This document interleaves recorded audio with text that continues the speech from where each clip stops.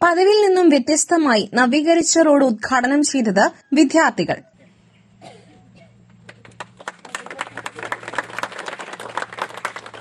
Faith India വിദ്യാർത്ഥികളുടെ school യാത്ര സുഗമമാക്കുവാനായി പഞ്ചായത്ത് അംഗം ശശികുമാർ ഭീമനാട് റോഡിനായി ഫണ്ട് അനുവദിച്ചത്. കോട്ടൂപ്പാണം പഞ്ചായത്തിന്റെ ആസ്തി വികസന ഫണ്ടിൽ നിന്നും 4 ലക്ഷം വകയിരുത്തിയാണ് അറക്കൽ റോഡ് ജനങ്ങൾക്കായി ഗതാഗതയോഗ്യമാക്കി നൽകിയത്.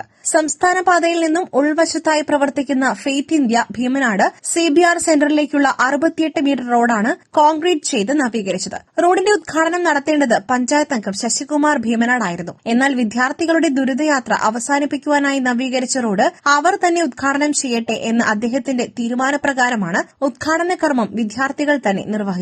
വാഹനങ്ങളിലായി CBR സെന്ററിൽ എത്തേണ്ട വിദ്യാർത്ഥികൾക്ക് ഏറെ ഉപകാരപ്രദമായ രീതിയിലാണ് റോഡ് നിർമ്മിച്ചിട്ടുള്ളത്. റോഡുകൾ ഉൾപ്പെടെ വാർഡിൽ നിരവധി പദ്ധതികൾ നടപ്പിലാക്കിയതായി ശശികുമാർ ഭീമനാട് പറഞ്ഞു. 1,04,00,000 രൂപയുടെ വികസന പദ്ധതി ഞാൻ കൊണ്ടുവന്നിട്ടുണ്ട്.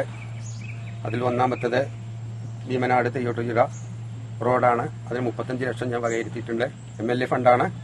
അതുപോലെ തന്നെ വെള്ളിയിലക്കുന്ന് ഭഗവതി ക്ഷേത്രത്തിന് റോഡിന് 10 ലക്ഷവും ഭീമനാട് അംഗനവാടിക്ക് 15 ലക്ഷവും അതുപോലെ തന്നെ ഭീമനാട് ഗ്രാമോദയം വായനശാലയ്ക്ക് കെട്ടിടത്തിന് 5 ലക്ഷവും പൂമഞ്ചേരി കുടിവെള്ള പദ്ധതിക്ക് 5 ലക്ഷവും NRG ഫണ്ട് 8 ലക്ഷവും ഭീമനാട് സ്കൂളിന് 3 ലക്ഷവും വകയിരുത്തിയിട്ടുണ്ട്.